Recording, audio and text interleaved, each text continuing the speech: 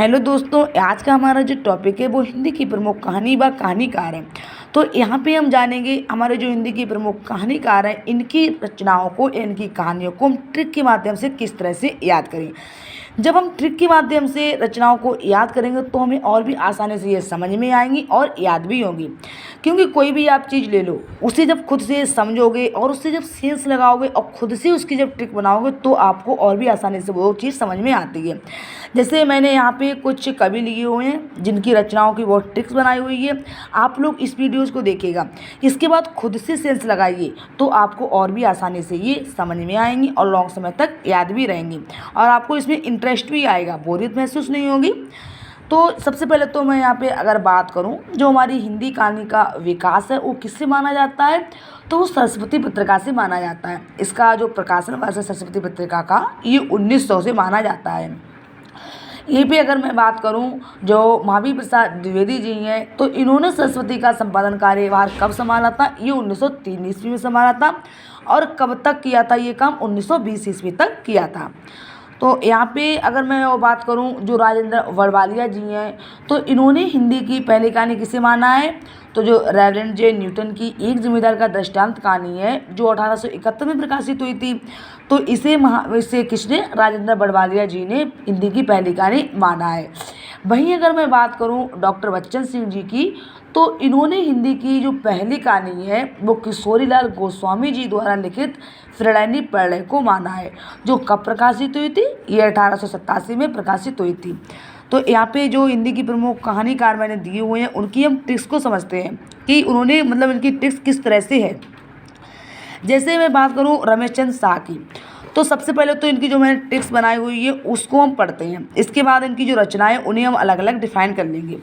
जैसे क्या है, जैसे मोहल्ले का रावण ने जंगल में आग लगाई, मानपात्र और थिएटर ने भी जंगल में आग लगाई। तो ये क्या, हमने एक ट्रिक्स बना ली है, इसे मतलब थोड़ा सेंस लगाया और इस तरह से हमने ट्रिक बनाई है। तो इसको अब अलग अलग हम डिफाइन करेंगे, जैसे इनकी रचनाएं कौन कौन सी हैं। तो जो अंडरलाइन की हुई हैं ये क्या है, रमेश चंद्र शाह जी की रचनाएं हैं। कौन कौन सी हैं, मोहल्ले का रावण, जंगल में आग, मानपात्र, थिएटर और जंगल में आग। ठीक है, तो ये क्या है, रमेश चंद्र शाह जी की प्रमुख कहानी है। तो इस तरह से हमने जाना कि इनकी ट्रिक्स क्या है, फिर हमने मतलब इनकी रचनाएं कौन कौन सी उन्हें अलग अलग डिफाइन करा, जिससे आप लोग पूरी वीडियोज़ को देखेगा। उम्मीद करते हैं आपको ये समझ में आए और इससे आपको लाभ भी हो। तो नेक्स्ट कवि की हम अगर बात करें, जैसे गोविंद मिश्र हैं, तो इनकी कई रचनाएं हैं। अगर जैसे हम अलग अलग इन्हें पढ़ेंगे तो इन्हें क्या, हमें बोरियत महसूस होगी और एक साथ हम याद भी नहीं कर पाएंगे। लेकिन जब हम खुद से थोड़ा सेंस लगाएंगे और ट्रिक्स को पढ़ेंगे तो हमें बहुत आसानी से ये समझ में आएंगी और याद भी होंगी, लॉन्ग समय तक याद भी रहेंगी। जैसे क्या है, जो गोविंद मिश्र जी की रचनाओं की हम ट्रिक्स पढ़ते हैं, क्या ट्रिक्स है वो जानते हैं। इसके बाद इनकी रचनाओं को अलग अलग डिफाइन करेंगे। जैसे नए पुराने माँ बाप अंतापुर में नए सिरे से रह रहे हैं। अब जो थोड़ा सेंस लगाएंगे, जो नए पुराने माँ बाप है वो कहाँ पे रह रहे हैं, अंतापुर में रह रहे हैं। लेकिन रह कैसे रहे हैं, वो नए सिरे से रह रहे हैं। और नेक्स्ट है, रगड़ खाती आत्माएं धांसू व खुद के खिलाफ है। अब भाई जो रगड़ खाती आत्माएं हैं बहुत परेशान है, तो क्या है, वो धांसू भी है, मतलब बहुत खतरनाक है और खुद के खिलाफ भी हैं। नेक्स्ट हमारी लाइन से, अपाहिज पगला बाबा ने खाक इतिहास से कहा। भाई जो अपाहिज हैं जिन्हें पगला बाबा नाम दिया गया है, तो उन्होंने खाक इतिहास से कहा कि मुझे बाहर निकालो। हवाबाज ने बताया कि आसमान कितना नीला है। तो यहाँ पे हमने गोविंद मिश्र जी की रचनाओं की जो ट्रिक्स है उसको जाना। तो एक साथ जितनी इनकी रचनाएं थी उनको हमने ट्रिक के माध्यम से यहाँ पे मतलब लिखा हुआ है। तो अब इनकी जो रचनाएं उन्हें अलग अलग डिफाइन कर लेंगे। जैसे कौन कौन सी हैं, नए पुराने माँ बाप, अंतापुर, नए सिरे से, रगड़ खाती आत्माएं, धांसू, खुद के खिलाफ, अपाहिज, पगला बाबा, खाक इतिहास, मुझे बाहर निकालो, हवाबाज, आसमान कितना नीला है।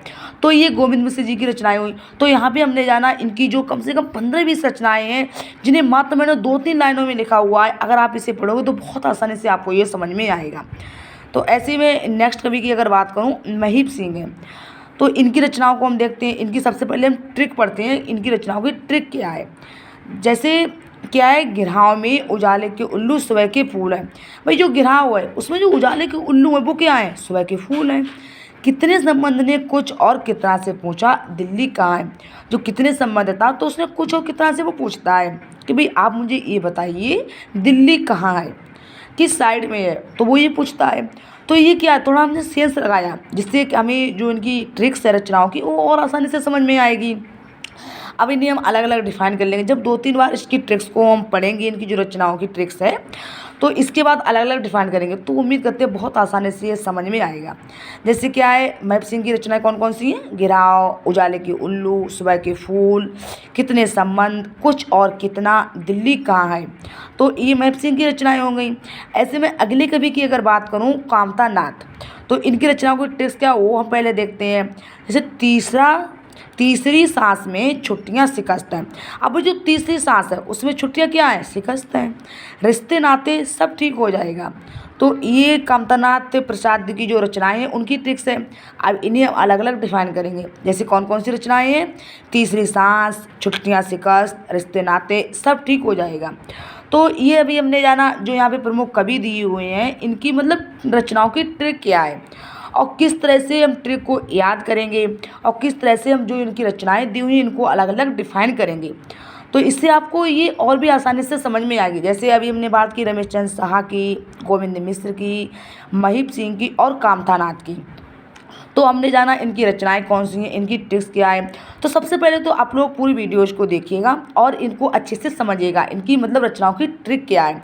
फिर पूरी ट्रिक्स को अच्छे से पढ़िए और समझिए, खुद से सेंस लगाइएगा और खुद से भी ट्रिक्स बनाइएगा। तो आपको ये और भी आसानी से समझ में आएंगी और लॉन्ग समय तक याद भी रहेंगी। बाकी कवियों की जो रचनाएं हैं, तो अगर आप लोग खुद से जब ट्रिक बनाने लगोगे, सेंस लगाओगे, तो खुद आपको और भी ईजिली ये समझ में आएंगी और आप अच्छे से याद भी कर पाओगे। बाकी कवियों की रचनाओं को भी और आसानी से समझ पाओगे और याद भी कर पाओगे। तो आप लोग पूरी वीडियोज़ को देखिएगा। उम्मीद करते हैं इससे आपको लाभ हो और अगर हमारी वीडियोज़ आप सभी को पसंद आए तो उसे लाइक, सब्सक्राइब और शेयर करिएगा।